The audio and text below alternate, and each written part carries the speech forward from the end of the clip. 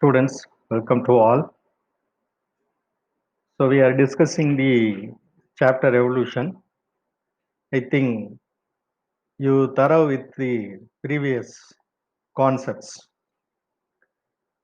Today, let us see some other important concept in the topic.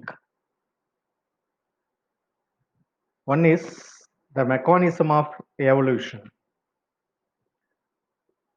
Here which we are going to discuss how the evolution process. There are two types of evolutions. One is microevolution, another one is the macroevolution.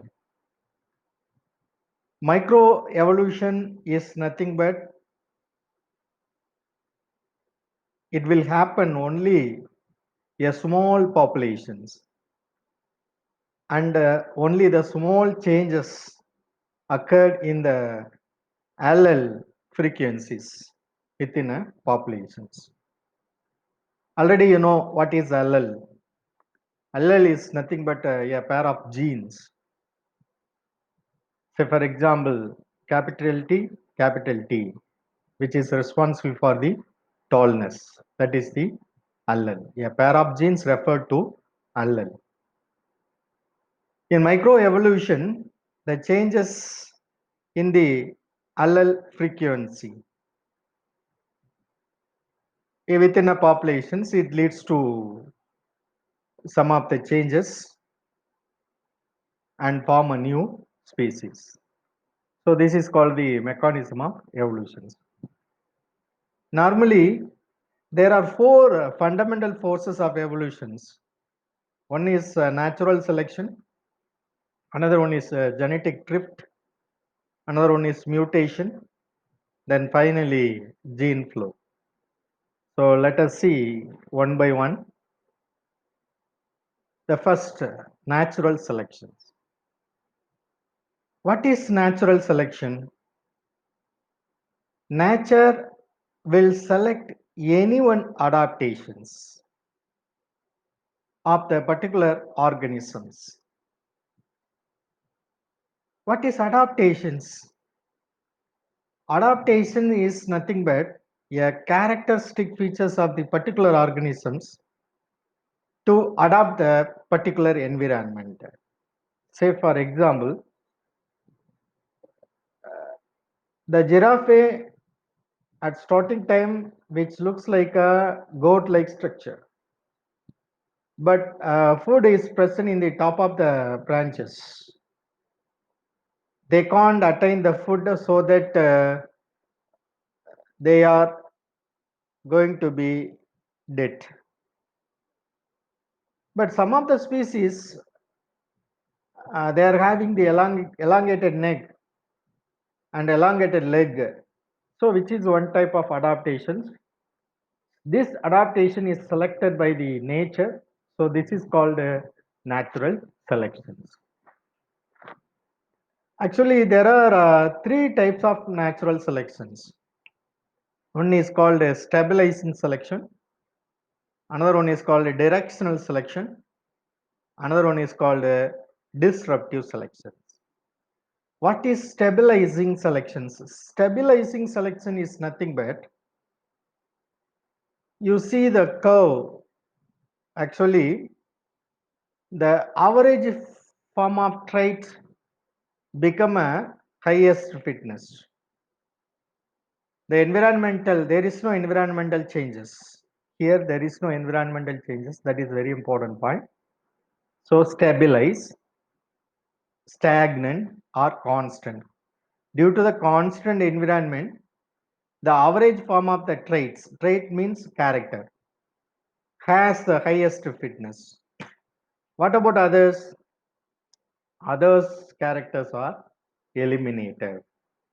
Okay, the characters are eliminated in the surfaces, outer surfaces. This is called a centripetal evolutions or centripetal selections. It is which is otherwise known as centripetal selections.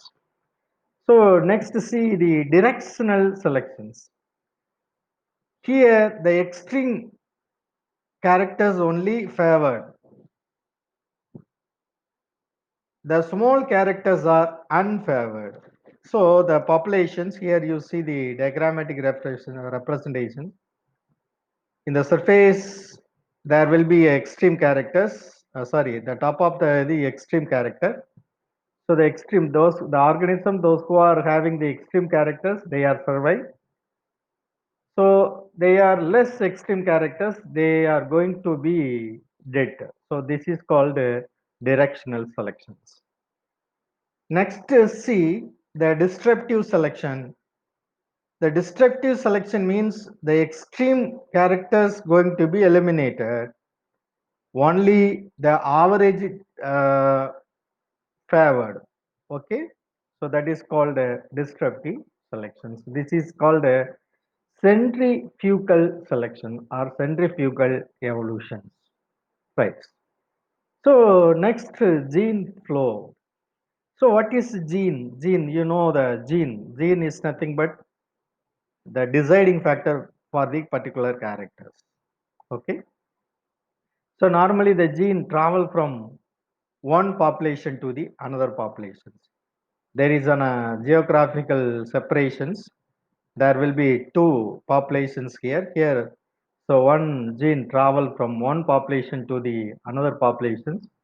So that is called a gene flow. Due to the flow of genes, the new characteristic will be formed in the populations, establishing the new populations. That is called a gene flow.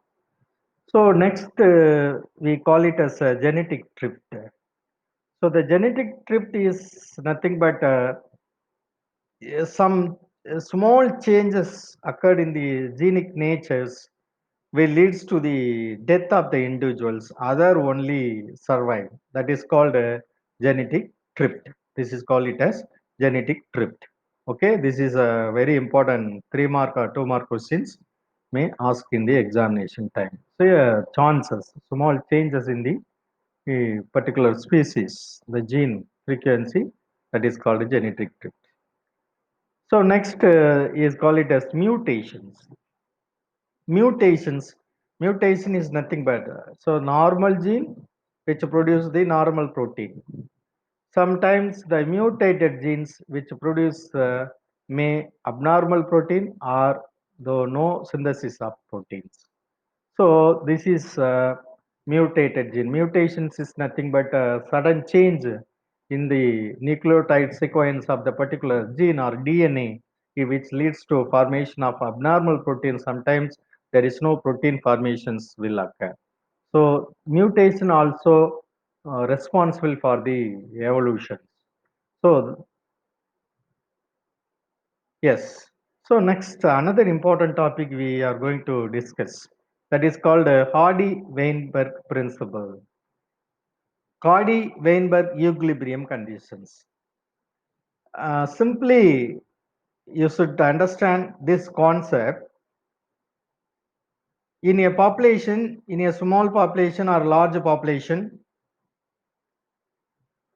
If any event, say for example, no mutations, no random matching, no natural selections is occurred, their gene frequency remain constant. If there is no mutation, if there is no genetic drift, if there is no gene flow, there is no changes in the populations. So there is no the formation of the new populations. That is called the Cauchy-Weinberg principle. Yes. Okay.